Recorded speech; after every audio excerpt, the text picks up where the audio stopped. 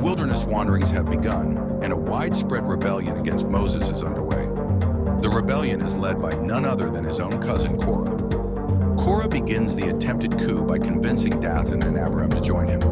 The co-conspirators represented the powerful tribe of Reuben from Korah's neighboring camp of Koathites. This prestigious triumvirate proceeded to garner support from an additional 250 tribal chiefs, and the rebellion soon became a dire threat to Moses and his leadership, or so they thought. The rebels claimed that all of Israel was holy and chosen by God, thus they all deserved equal access to him.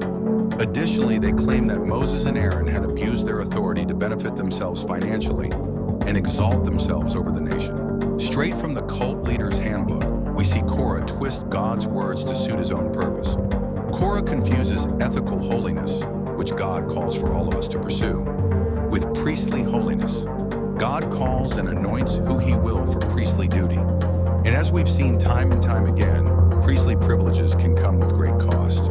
These are clearly false accusations against Moses.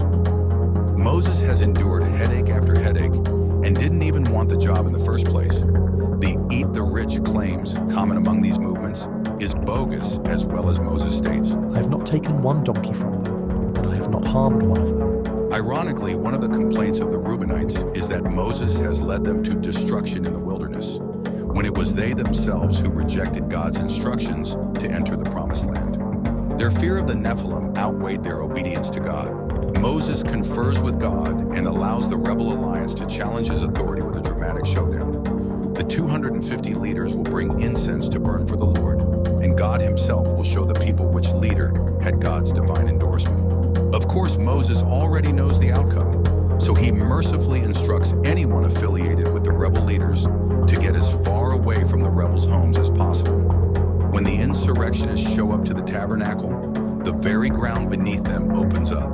The men, their homes, their possessions, and any of the people who refuse to heed the warning of Moses are all deported directly to the underworld of Sheol. Never learning the first time, thousands of people of the congregation confronted Moses at the tabernacle the very next day.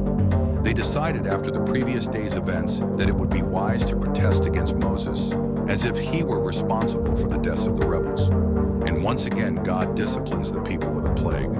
Nearly 15,000 people are killed. God will further affirm his chosen mediators when staffs of the 12 tribes are collected from the people, and Aaron's staff alone buds and blossoms.